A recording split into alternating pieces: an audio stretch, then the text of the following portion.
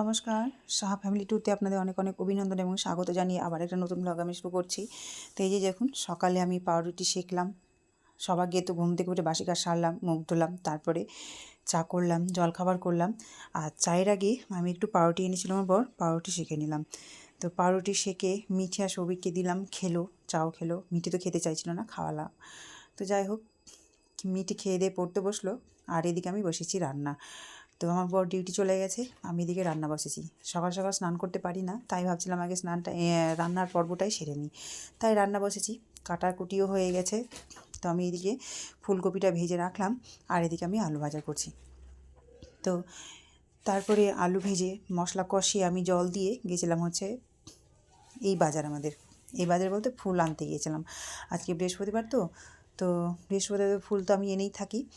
তো এই যে রান্না বসিয়ে এদিকে ভাত বসিয়েছি, আর তরকারি কষিয়ে জল ঢেলে গিয়েছিলাম বাজারে। আর মিটিকে বললাম একটু দেখে নিবি। তো এই যে ফুল নিয়ে আসলাম, কলা নিয়ে আসলাম, আর এই যে পাঁচফোড়ন নিয়ে এসেছি। তো এই প্যাকেটে পাঁচফোড়ন বেশ ভালো লাগে, প্যাকেটের জিরা বলুন, পাঁচফোড়ন বলুন, সব কিছুই প্যাকেটের জিনিসটা বেশি ভালো লাগে। খোলা নিলে খোলার মধ্যে থাকে বড় বড় কাঠি, সেটা ভালো লাগে না। কাঠি বাছতে হয়, সময়ও লাগে, আর এখন সময় তো প্রচুর দাম, তাই না? মানুষের একটু সময় বের হলে ওই সময়ের মধ্যে মানে অনেক কাজ করে থাকি। তো তাই প্যাকেটের জিনিসটাই নিয়ে আসলাম। তো এই যে কৌটার মধ্যে আমি ঢেলে নিলাম। আসলে বাড়ন্ত হয়ে গিয়েছিলো, দোকানে গেলে আমি একটা না একটা কিছু ভুলেই থাকি। তো গতকালকে আমি গিয়েছিলাম দোকানে, অনেক কিছুই নিয়ে এসেছি, কিন্তু পাঁচফোড়ন মনে ছিল বাড়িতে, দোকানে গিয়ে আমি ভুলে গেছি। তো আজকে সকাল থেকে হাতে লিখে রেখেছিলাম যে আমি ফুল আনতে গেলেই পাঁচফোড়ন দেবো, তাই নিয়ে এসেছি, আর তাই কৌটাতেও ঢেলে নিই।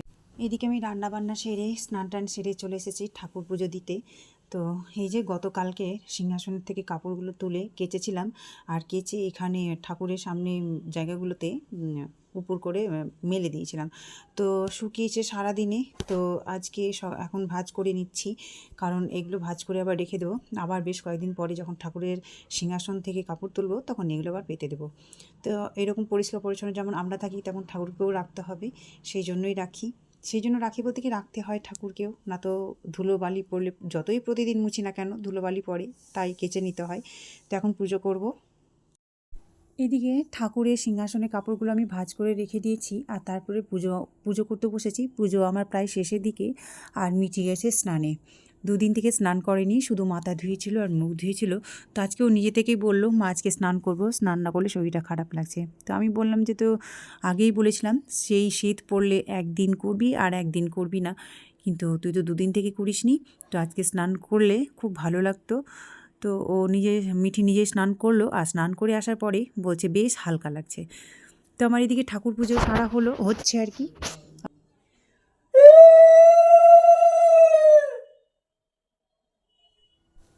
এইদিকে মিঠি স্নান করে এসে আমার সঙ্গে পুজো করলো, পুজোর ঠাকুরের বাসন থেকে প্রসাদ তুললো, কিন্তু মুখে কিছু মাখেনি, তাই এখন মাখছে।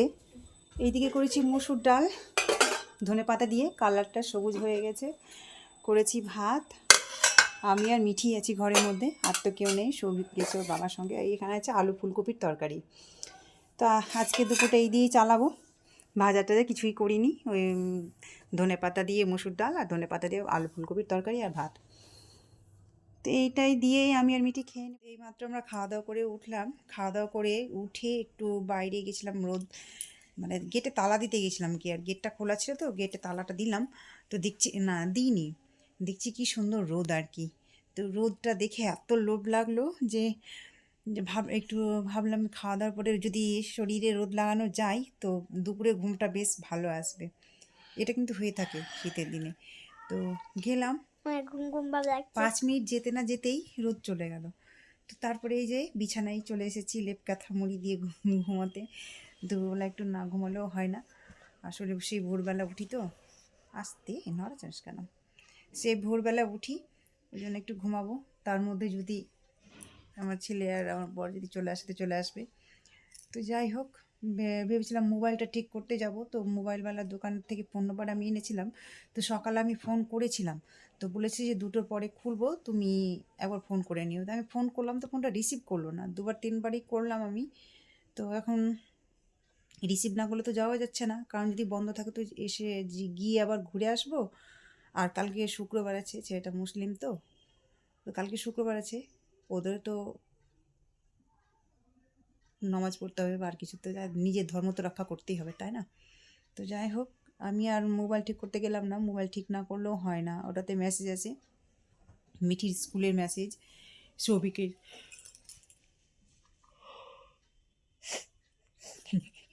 স্কুলের মেসেজ। তো ওই মোবাইলটা খুব ইম্পর্টেন্ট, আমার ব্যাংকের নাম্বারটাই দেওয়া আছে। কী যে করলো, বাথরুম গিয়ে ফেলে টেলে একাকার করে দিল। আমার একটার পর একটা সমস্যা সমস্যা আমার যায় না। তো যাই হোক, আমি এখন একটু ঘুমাবো, আমাকে দিবা একটা। তারপর টিউশন। কী করলো রে? তুমি আমার পেটে থেকে হাত ছাড়া চার্জার পড়ে গেল বোধহয় একটা। ছাড়া হাত, আমি উঠাচ্ছি। এই মোবাইলের চার্জারটা পড়ে গেল, কীভাবে যে রেখেছিল জানি না। এই যে তুলছে। টেবিলেই রাখ, ঝুলিয়ে রাখতে হবে না। মশাও লাগছে সকাল থেকে, এই জানলাটা খুলিনি জানেন তো, একেতে ঠান্ডা হাওয়া দিচ্ছে আর তারপরেও মশা ঢুকছে, সেই জন্য সকাল থেকে বেশ কদিন থেকে জানলাটা খুলছিই না, এইরকমই থাকছে। খুব প্রয়োজন পড়লে তবে খুলি, না তো খুলি না। আজকে যেমন খুলিনি। তো যাই হোক, একটু ঘুমাবো, ঘুম দেবো। নড়ছিস কেন? দেখ তো, হাত ব্যথা করছে।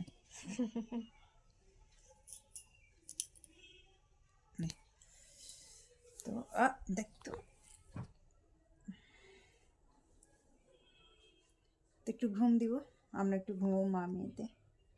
আমি ঘুমাবো না, তো টিউশন আছে কিন্তু 5টা থেকে।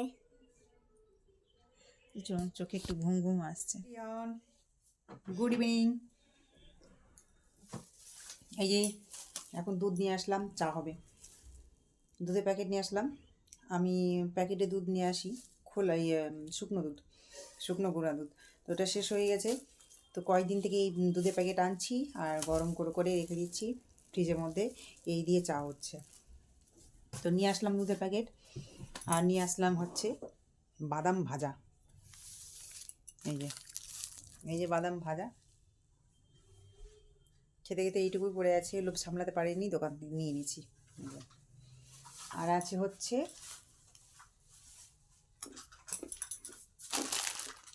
পাউরুটি, এখন চা হবে তো, দুটো পাউরুটি।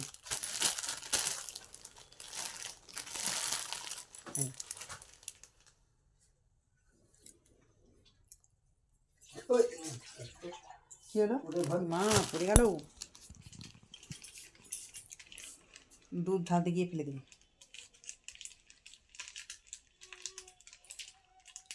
দুধের প্যাকেটের মুখটা না অল্প ছোট্ট করে কাটতে হয়, দিয়ে ঢালতে হয়। কেটেছি, মানে এই মনে কেটেছি কিনা এইরকম করতে গিয়ে পড়ে গেল, উল্টাতে গিয়ে পড়লো। ডাইনিং টেবিলটার অবস্থা একবারে হজবরলা হয়ে আছে। চা খাওয়া হবে তো একবারে ধুবো। এর আগের দিন কেটেছি তো পড়েনি, মানে ঘোরাতে গিয়ে কিনা এইখানটা করলে পড়তো না। ওই জন্য তো বলছি, হালকা করে নিয়ে তারপরে ঢালতে হয়, তাড়াহুড়ো করে ঢালতে গেলে তো পড়বেই, এদিক সেদিকে পড়বেই। চা খাবো, তারপরে সব এগুলো ধুবো, ধুয়ে ডাইনিং মুছবো, ডাইনিং টেবিলটা মুছবো, বাবা মশা, ডাইনিং টেবিলটা মুছবো, ধুবো, তারপরে রাতে রান্না বসাবো। এদিকে দুধ এনে দুধ ঢেলে গরম করা হয়ে গেছে, আর তারপরে ওই দুধ দিয়ে চা করাও হয়ে গেছে। আর হাঁড়িতে যে রাত্রে ভাত রান্না করব, তো ওই হাঁড়িতে চাল দিয়ে রাখলাম, কিছুক্ষণ বাদে রান্না করব। তো এদিকে চা খাচ্ছি, আর ওই যে পাউরুটি এনেছে, এই পাউরুটিগুলো খেতে খুব ভালো লাগে, খুব ভালো লাগে। অন্যান্য পাউরুটি থেকে এই পাউরুটিটা বেশ নরম, 5 টাকা পিস যদিও, কিন্তু খেতে খুব ভালো লাগে। আর এদিকে মিঠি আসার সময় হয়ে গেছে, তো আমি গরম গরম চাটা খেয়ে নিচ্ছি। আর কিছুটা বাসন ছিল, ভেবেছিলাম যে চা খাওয়ার পরে একসঙ্গেই ধুবো, কিন্তু না, দুধ গরম করার পরে একটা টিফিন বাটিতে ঢেলে রাখবো, সেই জন্য টিফিন বাটিটা ধুতেই হয়েছিল। তো যাই হোক, সেই জন্য টিফিন বাটিটা ধুয়েছিলাম আর কি। এই যে রাতের ভাত ফুটছে, রাতের ভাত বসে দিয়েছি। আর এগুলো হচ্ছে পাঁপড়, ওই যে শুধু এক তরকারি করেছিলাম আর ডাল করেছিলাম, তেমন হচ্ছে পাঁপড়। রাতে আমাদের প্রায় দিনই পাঁপড় ভাজা হয়ে থাকে, 3-4 রকমের পাঁপড় আনি আমি, থালা পাঁপড়, গোল পাঁপড়, চাকা পাঁপড়, তারপরে বড় বড় যেটা, সেটাকে দিলখুশ বলে, আমরা দিলখুশ বলি, ওই পাঁপড় এখন সব পাঁপড়ই ভাজা হবে। এখন চাকা চাকা পাঁপড়টা ভাজছে। তারপরে এই যে থালা পাঁপড় পিস করে রেখেছে 3 কোনা, তো এগুলো সব ভাজা হবে এখন, তারপরে খাওয়া দাওয়া হবে।